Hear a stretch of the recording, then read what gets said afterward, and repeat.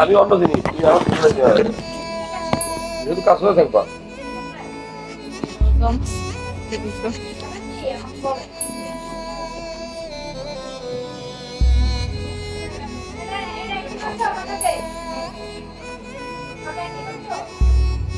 আগের তো প্রেশার অনেক বেশি ছিল, এখন নর্মাল চলে আসে আলহামদুলিল্লাহ।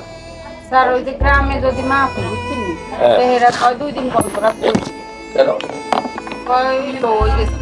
না না না, প্রেশার বন্ধ করা যাবো না, একদম অ্যাকুরেট প্রেশার আছে এখন 120/80।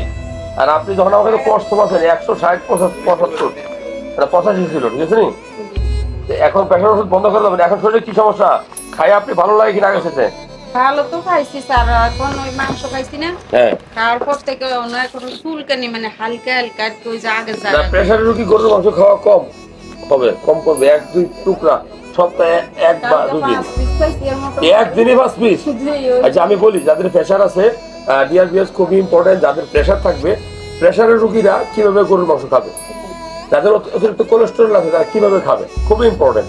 সেটা হলো তারা সপ্তাহে 1 দিন বা 2 দিন 1 থেকে 2 পিস বা ছোট ছোট সাইজের 2 থেকে 3 পিস, অথবা পুরো সপ্তাহে 3 থেকে 5 বেলা খাবে 2 থেকে 3 পিস করে। অর্থাৎ একই যেদিন খাইবো সেদিন 90 গ্রাম থেকে 120 গ্রাম, এর বেশি খাওয়া যাবে না, তাহলে অতিরিক্ত কোলেস্টেরল বাড়বে, প্রেশার বাড়বে।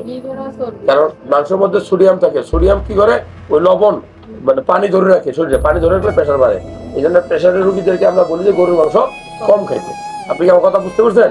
খুবই ইম্পর্টেন্ট। যেহেতু প্রেশার আপনার নর্মাল আসছে, আল্লাহ দরবারে শুকরিয়া আদায় করেন, আপনি দেখাইছেন আমার 2 বার, এখন ভালো আছে। ওষুধ যেগুলো দিয়ে দেবে এগুলো কনফার্ম, এগুলো খাবেন। আর চুলকানি ওষুধ দিয়েছেন, গরুর মাংস এমনি চুলকানি অ্যালার্জি আছে গরুর মাংসের ভিতরে, ঠিক আছে? তো যারা কুরবানির সময় গরুর মাংস বেশি খাইছেন একটু সাবধান, খাওয়া বন্ধ করুন, কেননা প্রেশার বাড়বে, কোলেস্টেরল বাড়বে, অ্যালার্জিও বাড়বে। গরুর মাংস এগুলো খারাপ দিক। তো গরুর প্রেশারের রোগী গরুর মাংস খাইতে পারবে না, এটাই স্বাভাবিক। খাইলেও সপ্তাহে 1 থেকে 2 দিন 90 থেকে 120 গ্রাম, এর বেশি না। অথবা পুরো সপ্তাহ মিলে 3 থেকে 5 বেলা 2 থেকে 3 পিস করে খাবে, ছোট ছোট মিডিয়াম সাইজের পিস। খাইতে পারবেন না এটা বলবো না, আবার বেশি খেলে প্রেশার বাইরে যাবে। ওকে।